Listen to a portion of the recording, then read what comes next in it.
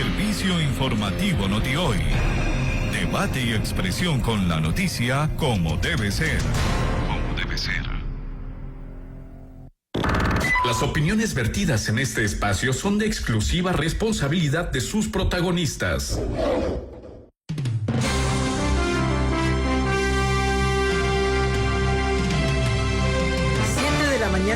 7:32 a.m. Amigos y amigas, el Servicio Nacional de Contratación Pública lidera el proyecto de compra unificada de medicamentos que de alguna manera, se ha dicho, permitirá regular esta actividad en la red pública de salud. La directora del CERCOP decía que se ha realizado un diagnóstico del almacenamiento, de la distribución, de la entrega de medicamentos en el sector público, y esto permitirá generar este nuevo sistema. Esto se da en medio de serios cuestionamientos sobre medicinas caducadas en el Instituto Ecuatoriano de Seguridad Social, todos los hechos de corrupción en los hospitales por la venta de medicamentos. Entendemos que en la década pasada se pretendió descentralizar esta compra, no sé finalmente con qué objetivos, para que, otorgando más bien esta competencia a todas las unidades de salud, cada hospital puede operar y realizar sus propias adquisiciones. ¿Cuál es la proyección de este nuevo sistema? Lo vamos a analizar con nuestros invitados. Andrés Redín, él es especialista en adquisiciones y contratación pública. Se desempeña como asesor regional en adquisiciones del sector público en la Oficina de las Naciones Unidas de Servicios para Proyectos. Y también nos acompaña Marcelo Espinel, él es director de la Fundación Ciudadanía y Desarrollo. Sean ustedes bienvenidos, buenos días. Esto nos va a ayudar muchísimo a entender todos estos procesos que lamentablemente se han visto afectados, todo lo que es contratación pública, por tantos hechos de corrupción. Quisiéramos iniciar este diálogo con Andrés, con una visión integral de lo que han implicado estos procesos y en qué han devenido. Andrés, bienvenido, buen día. Muchas gracias, buenos días, Carmen. Un cordial saludos a todos los radioescuchas allá en Ecuador. Les saludo desde la ciudad de Panamá. Bien, primeramente agradecerle este espacio porque aplaudimos mucho la iniciativa que se está dando en el Ecuador de esta compra consolidada de medicamentos, que como bien dice, no solamente es la compra, sino implica una visión integral del procedimiento y tiene que verse como una respuesta a las necesidades y demandas sociales de lo que se llama la priorización del gasto público, la lucha contra la corrupción y el control social.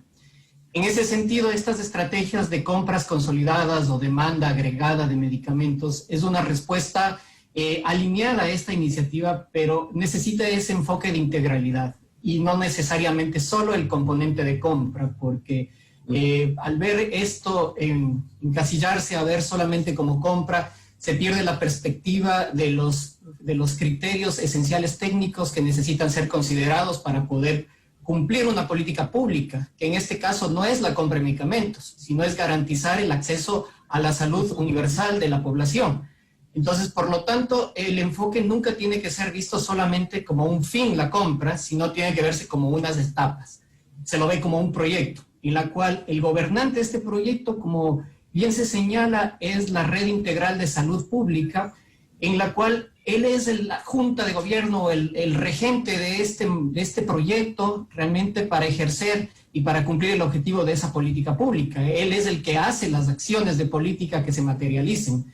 Y por lo tanto, en este escenario, viéndolo ya como una integralidad, bien se pueden ver tres grandes momentos que se deben cumplir y se tienen que prever. Un primer momento es la planificación y la planeación, o sea, este famoso diagnóstico que se habla, pero no solamente es un diagnóstico de la distribución, sino es un diagnóstico incluso antes que define qué tipo de medicamentos se van a comprar. Por ejemplo, en Ecuador el listado básico de medicamentos o el cuadro básico nacional que se conoce, tiene alrededor de entre 600 y 650 claves, que son las que se demandan. Pero esas 650 claves que hay, no todo entra en una sola bolsa, no se puede comprar en un solo proceso, una sola bolsa, porque cada una tiene sus particularidades, cada una tiene sus especificidades que van en función de grupos terapéuticos, en función de la concurrencia. Por ejemplo, hay medicamentos que son multifuente, que son los genéricos, o medicamentos que son los patentados, que son fuente única. Y por lo tanto se le tiene que dar un tratamiento diferenciado. Y al mismo tiempo se tiene que considerar los factores de los perfiles epidemiológicos de los países para poder entrar a comprar lo que realmente es prioritario y necesario para enfocar una necesidad de salud pública. Y al poder configurar este diagnóstico, viene la siguiente parte, es teniendo ya qué comprar y definido, se definen criterios para selección de proveedores. Esos criterios son los que se conocen como las reglas de juego, o que van en los pliegos de licitación, o las bases. Pero realmente hasta ahí no está todavía configurado el proyecto. El proyecto se va tomando forma en función de todos los hallazgos que se van haciendo. Por ejemplo, ahora, ¿cómo se van a entregar esos medicamentos? ¿Cuál es la cadena de distribución? ¿Es viable un operador logístico o utilizar los almacenes que actualmente tiene la red? ¿Qué capacidades tienen esos almacenes?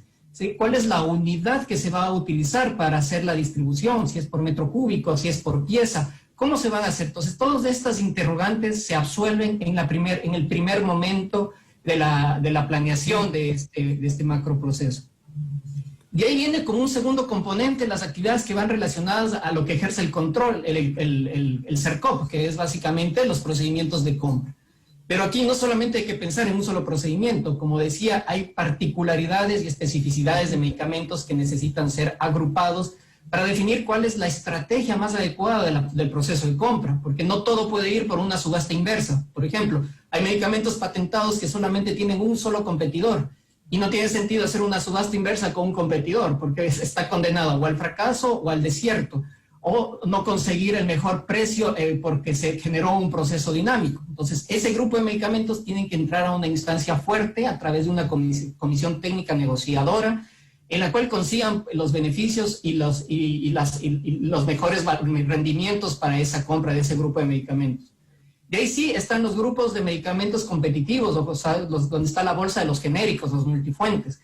Esos sí son medicamentos que tienen más de 3 proveedores, en los cuales con las reglas claras definidas en la etapa anterior, con los criterios objetivos de evaluación, se les invita en estas bases de licitación a que presenten la oferta. Se debe determinar un plan de entregas y los lugares, así con mucho detalle para poder definir dónde va a entrar, porque prácticamente sobre eso se va a definir el precio o el costo que los oferentes enviarán en su oferta en cada una de las claves o medicamentos. Una vez que se define esto, se hace la invitación, la convocatoria pública, que es lo que en este momento se encuentra el proceso. Pero como digo, son dos procesos totalmente distintos, que son uno, la compra o adquisición de medicamentos, y la otra es la contratación del servicio de distribución a través de un operador logístico. Claro. Entonces, hay que diferenciarlo. Ya, a mí me parece fundamental, está claro todo el proceso y todo lo que implica, y como ha dicho, no es simplemente el llevar o adquirir el producto, esto es un plan integral que demanda además una visión planificadora de los medicamentos. Marcelo, bienvenido, buenos días. Se abre una nueva posibilidad positiva para el país lograr insertar como política pública el tema de las compras públicas. Marcelo, bienvenido, buen día. Carmen, muy buenos días. Igual un saludo para Andrés, tanto aquí en Quito como para el otro Andrés en Panamá, así como un cordial saludo para todos sus oyentes. Bueno, dar un contexto tal vez previo, mi querida Carmen. Como tú sabes, desde Fundación Ciudadanía y Desarrollo tratamos de promover la transparencia en la gestión de lo público, y en este caso la contratación pública no ha sido ajena al objeto social de la organización. Es así que hace 3 meses constituimos un observatorio de la contratación pública que ha tratado de promover análisis basados en datos abiertos que ahora CERCOP ha empezado a transparentar. Específicamente desde el mes de abril empezó a transparentar en datos abiertos, como te comentaba, las contrataciones públicas realizadas durante la emergencia sanitaria. Este proceso de transparentar información por parte del Servicio Nacional de Contratación Pública responde a un compromiso asumido por el Estado ecuatoriano en su primer plan de acción de gobierno abierto. Y en el futuro se espera que ya no solo las contrataciones de emergencia sean transparentadas de acuerdo a estándares internacionales, sino todos los procedimientos contractuales. ¿Por qué doy este antecedente, Carmen y Andrés? Porque en la misma línea en la que sociedad civil junto a CERCOP ha venido transparentando las contrataciones públicas, también se ha venido trabajando en otro proyecto, que es cómo logramos que la adquisición de medicamentos no solo sea más transparente, sino también más eficiente. Y con el apoyo de un organismo internacional, que es la Open Contracting Partnership, que es la Alianza por la Contratación Abierta, se han venido dando sugerencias al gobierno ecuatoriano de precisamente lo que ustedes acaban de comentar, que la adquisición de medicamentos, esta compra unificada de medicamentos, no se la tiene que realizar como se la hizo en el 2016. Es decir, que los proveedores sean los que se encargan también de la distribución y el bodegaje de los medicamentos, sino que hagamos una subasta inversa, que es lo que determina el reglamento de la Ley Orgánica de Contratación Pública, para poder adquirir los medicamentos, pero por otro lado una licitación corporativa, que es contratar un proveedor para que se encargue de este otro aspecto, que guarde los medicamentos, que distribuya los medicamentos, pero sobre todo un aspecto que es fundamental, que genere un sistema de trazabilidad de los medicamentos, que los ciudadanos podamos conocer en dónde están los medicamentos, cuál es la fecha de caducidad de los medicamentos y a quién se ha entregado esto. ¿Cuál es el objetivo de esto, Carmen? Que no sucedan los penosos actos que hemos visto en los últimos años, en los cuales en bodegas de cada una de las instituciones, miembros de la Red Pública Integral de Salud, en bodegas del IES, en bodegas del ISPE, etcétera, se estén caducando los medicamentos que fueron pagados con el dinero de los ecuatorianos. Que simplemente se vayan desvíos de aquellos fármacos que son necesarios para poder curar cierta enfermedad y que en lugar de que caigan debidamente en las manos de los ciudadanos, terminen en las manos de unos cuantos que hagan negocio con ellos. Y ese es el objetivo. Y nosotros desde Fundación Ciudadanía y Desarrollo hemos tratado de apoyar técnicamente este proceso, impulsar que se haga por separado la contratación del distribuidor logístico, así como la compra de medicamentos, pero sobre todo buscar una mayor transparencia y eficiencia dentro de este proceso. Andrés, luego de escuchar todo este proceso tan riguroso en términos conceptuales, me pregunto si eso en la práctica ocurre o cuáles son las falencias para que finalmente se den casos como lo que estamos hablando en términos de corrupción. Estimado Andrés, un gusto. Disculpa, no saludé en esta mañana. Un cordial saludo. Bueno, el problema y la deficiencia es la planificación. O sea, ahí está básicamente todas las deficiencias, porque procesos improvisados terminan casualmente en licitaciones desiertas o mucho esfuerzo que toda la responsabilidad le ponen en un órgano que es básicamente solamente el agente de compras y no es el gobernante el que genera la gobernanza es de esa responsabilidad de la política. Entonces, de las acciones de política específicamente. Entonces, la planeación es uno de los componentes que no puede nunca prescindir en este tipo de proyectos porque tienen muchísimo impacto. El impacto es de salud y el impacto es económico. Y adicionalmente, como decía Marcelo muy acertadamente, el tema de la observancia y el control social de la ciudadanía es muy relevante a través de procesos que sean no solamente de la etapa precontractual, sino tienen que también ser observados la etapa de la prelicitación, la etapa preparatoria, en el momento que están gestionando o se están gestando el desarrollo de las bases de licitación, para determinar que cumplan los criterios objetivos y no estén direccionados o tengan ciertas particularidades que generen riesgos operativos de direccionamiento de estos tipos de procesos, que generen alertas tempranas y que se tomen los correctivos antes de ejecutar un proceso licitatorio. Y evidentemente, el siguiente riesgo o punto crítico es la evaluación. La evaluación o la selección de los proveedores de medicamentos, y después hablamos del tema de logística, realmente ahí es donde se debe hacer, porque no solamente son técnicos de contratación pública, tienen que estar técnicos afines que son químico-farmacéuticos, economistas de la salud un colegiado especializado en medicamentos, que realmente sean una autoridad en una comisión evaluadora. No se le puede dejar la responsabilidad a un comprador público que no tiene idea de qué es un principio activo, forma farmacéutica, una concentración. Entonces, para definir cosas que son necesarias en el proceso para para el momento de la recomendación de adjudicación, es importante que este colegiado, este colectivo de la comisión evaluadora sea sólido. No puede ser una improvisación o una designación de un funcionario, venga, siéntese y evalúe. Esto hay que tomarlo con unos protocolos rigurosos de aseguramiento de la calidad y de la efectividad de lo que se está haciendo, ¿no? Esos son los principales riesgos que hay. Y después, evidentemente, el riesgo que viene asociado en la distribución, porque actualmente no es almacenar medicamentos. Eso es la problemática de las pérdidas que actualmente ocurren, la caducidad, la merma, los problemas de logística puros que se dan, sino es la eficiencia y optimización del movimiento de carga. Ahí es donde es la evaluación efectiva. Una carga que significa no almacenar, sino transportar, consolidar, distribuir, entregar y garantizar la trazabilidad del medicamento mediante mecanismos automatizados de reportería de datos abiertos, como señala Marcelo.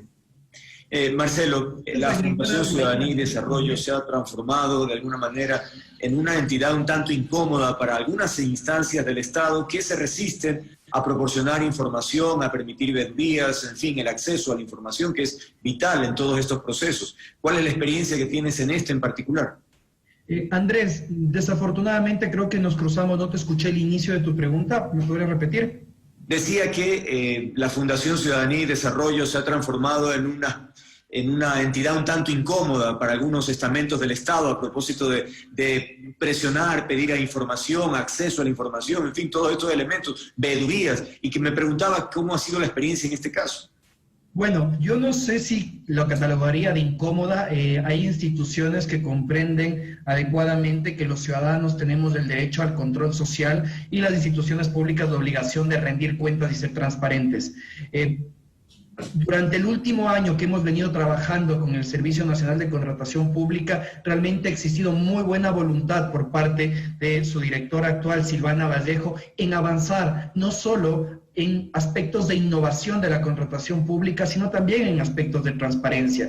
Por ejemplo, este portal de contratación, de datos abiertos de contratación pública que les comentaba en un inicio, ha venido siendo elaborado de manera conjunta con sociedad civil, con academia, con periodistas que han sido parte de este proceso. Entonces, personalmente, institucionalmente, hemos visto mucha apertura por parte del CERCOP. Incluso debemos comentar lo siguiente, que es algo que hemos reconocido en nuestros informes.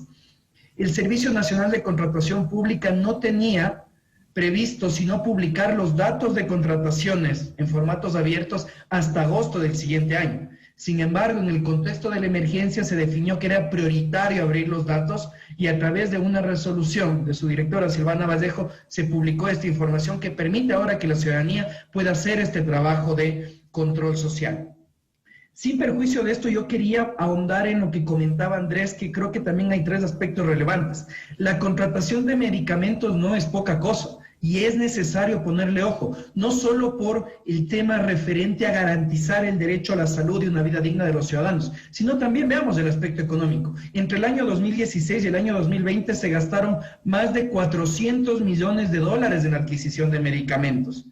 Es una cantidad de dinero bastante grande que hay que ponerle ojo. En un segundo lugar, bien comentaba Andrés al respecto de quiénes van a integrar la comisión técnica que determinará la demanda consolidada de medicamentos en el Estado ecuatoriano. Y ahí tenemos que poner otro ojo. ¿Quiénes son estas personas? Para saber si tal vez puede existir algún conflicto de interés o incluso algo que es común dentro de nuestro sistema de contratación pública, que es falta de capacidad del comprador público. Y esta falta de capacidad responde simplemente a que no hemos emprendido procesos serios de formación a nuestros compradores públicos que vayan más allá del conocimiento de la ley, sino que se conozca, por ejemplo, buenas prácticas de prevención de corrupción, fomento de la transparencia o incluso tratar de promover una mayor participación del mercado, porque a la larga, mientras más proveedores nosotros tengamos, más bajarán los costos, beneficiando así la economía del Estado ecuatoriano. Andrés, yo quisiera referirme por un momentito, detenerme a un hecho de coyuntura y es a propósito de la pandemia, todo lo que estamos viviendo. En el caso de Ecuador se develó obviamente los hechos de corrupción más escandalosos. Pero ¿qué pasaba en el mercado internacional con los medicamentos? ¿Qué está pasando en la actualidad? ¿Qué pasa con la oferta y la demanda cuando estos productos son demandados por el planeta entero? Y esto hace que los precios también suban y es una suerte de competencia entre los países. ¿Qué va a pasar con las vacunas? Va a haber una pugna por la adquisición de vacunas. Se están realizando y estableciendo algunos mecanismos, porcentajes, al menos que se dirijan para la región, por ejemplo. Descríbanos, Andrés, ¿qué pasa en esta coyuntura con el mercado y qué tan difícil es las compras públicas? Bueno, iniciando es de que la disrupción de la cadena de suministro de los principios activos para la fabricación de medicamentos provenientes de China, la India y otros países causó un estrago inicial en los primeros meses de la pandemia. Ahora se ha ido estabilizando y la compra de medicamentos ha ido también tomando su flujo normal, a lo cual ya ha venido a esa dinámica. En algunos países actualmente hay procesos de bastante envergadura de compra de medicamentos, compras consolidadas. El caso de México, por ejemplo, 6.500 millones de dólares para todo el sistema, o sea, multiplicado 10 veces lo que es la compra consolidada de Ecuador. Y es casi un símil porque también es compra de medicamentos y procesos de distribución logística que van a través de sistemas cross-docking, que es una otra modalidad de la distribución. De ahí tienen en Guatemala, en Honduras, todos, y a través de una herramienta que existe a través de las Naciones Unidas, que se llama el Observatorio de Precios de Medicamentos, es un observatorio regional, se ha venido monitorizando el precio de los medicamentos, principalmente de la canasta relacionada al COVID, o sea, todos los medicamentos esenciales para enfrentar la pandemia. Estos precios muestran de que al inicio sí hubieron unas fluctuaciones bastante grandes, motivo de la cadena de suministro, pero actualmente los países grandes productores de medicamentos, especialmente México, Brasil, que son los surtidores, la India, China, en este momento han ido estabilizando sus producciones y los precios evidentemente se han ido regularizando. Ahora, el acceso a las vacunas es otro capítulo porque eso está organizado y controlado a través de la Organización Panamericana de la Salud. Y paralelamente, acceder a la vacuna específicamente del COVID ahora se ha convertido en una suerte de carrera para hacer una precompra para tener un puesto de entrega de medicamentos. Realmente esto es porque las necesidades de compra de ese tipo de insumos, de las vacunas, ya está acaparada por los grandes mercados que son Europa, Estados Unidos, Asia. Este acceso a ese medicamento va a ser, a estas vacunas especialmente, va a estar realmente con cierto letargo, se va a ver todavía en el largo plazo, no hay una posibilidad de compra inmediata, spot, porque no hay una vacuna comprobada, pero sin embargo sí existe la posibilidad de acceder a esa compra. Esa compra sabemos de que tendrá que darse en un contexto internacional, no se podrá hacer una compra local. Y por lo tanto hay que estar expectantes de cuáles son los mecanismos regulatorios que tendrá el Ecuador para facilitar una compra internacional de este tipo de medicamentos que serán declarados por emergencia, por ejemplo.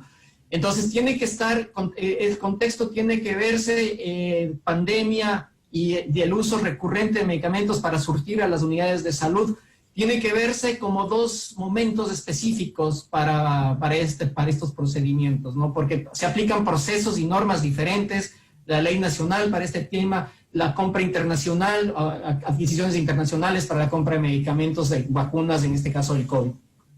Claro, y las condiciones internacionales también en esta coyuntura.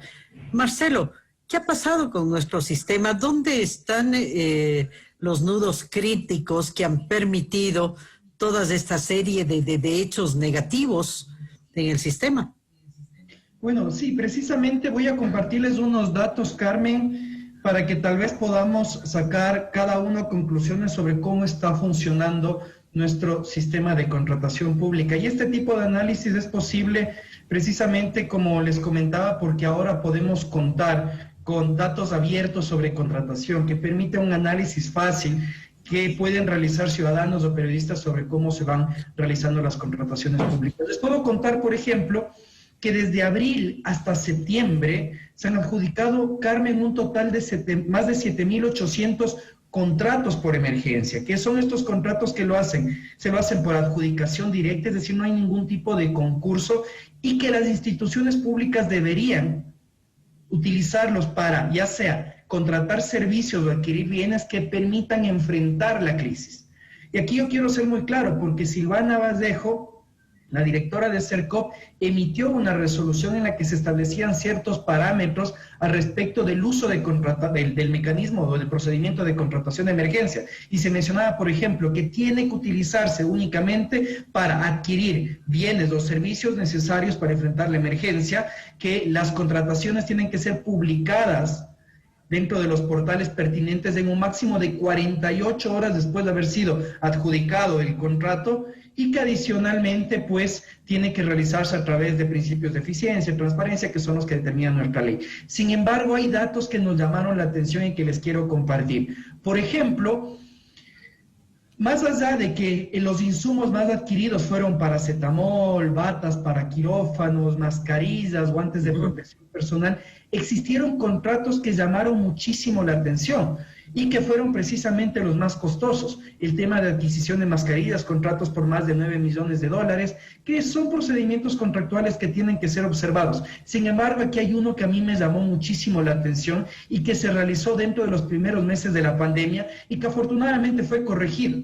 A Andrés, en semanas pasadas yo le comentaba que el municipio de Guayaquil adjudicó un contrato por más de $4,5 millones para que se brinde el servicio de trapeado en las áreas regeneradas de Guayaquil. Y este servicio de trapeado se iba a otorgar por más de 1 año y medio. En esa línea, la pregunta que nosotros nos hacíamos es si es que esto estaba alineado o no a las directrices que había emitido CERCOP, en el sentido de que no se estaba contratando un servicio necesario para enfrentar la emergencia, ni se lo estaba haciendo por el periodo que iba a durar la emergencia. CERCOP emitió unas recomendaciones al municipio de Guayaquil y eso permitió que se revea el contrato, que únicamente se pague por el tiempo que se prestó el servicio y se utilice otro tipo de procedimiento. Entonces, démonos cuenta la potencialidad que tiene el análisis de los datos para que la ciudadanía pueda hacer estas denuncias. Y solo doy un caso último pequeño, porque también tenemos lo contrario. Gracias a los datos podemos darnos cuenta que se están utilizando procedimientos de emergencia para contratar, por ejemplo, fundas por un valor de $3.60 o adquisición de una bujía por un valor de 7,16 centavos. Entonces, ahí debemos preguntarnos si es que las capacidades de los compradores públicos están siendo las adecuadas, porque existe un claro desconocimiento de la norma, volviendo ineficiente al sistema de contratación pública, pues cuando tiene que utilizarse un procedimiento que es el de ínfima cuantía, estamos utilizando el procedimiento de emergencia, alejados incluso de la razón de ser de la adquisición de emergencia, porque claramente la compra de una bujía no creo que sea necesaria para poder enfrentar la crisis, y esto está sucediendo en municipios pequeños de nuestro país. Sí. Andrés, vamos a la última ronda, corta por favor, por el tiempo. Me pregunto, ¿cómo está Ecuador en relación a otros países frente a este mecanismo? ¿Hay experiencias exitosas que nos pueden dar luces sobre cómo manejarnos? Bueno, es la tercera experiencia que tiene Ecuador en compra consolidada de medicamentos, ¿no? Entonces no es la primera y prácticamente la contratación pública, el Sistema Nacional de Contratación Pública es considerado como del Ecuador es de un buen nivel, un nivel avanzado por el BID, por organismos multilaterales. Quiere decir que la plataforma donde se cimienta toda la contratación pública es la adecuada. El problema no es, y discrepo mucho con lo que decía Marcelo del comprador público, el problema radica en el que hace la requisición, el quien define la especificación técnica, quien define la necesidad, el objeto contractual que se conoce por la ley.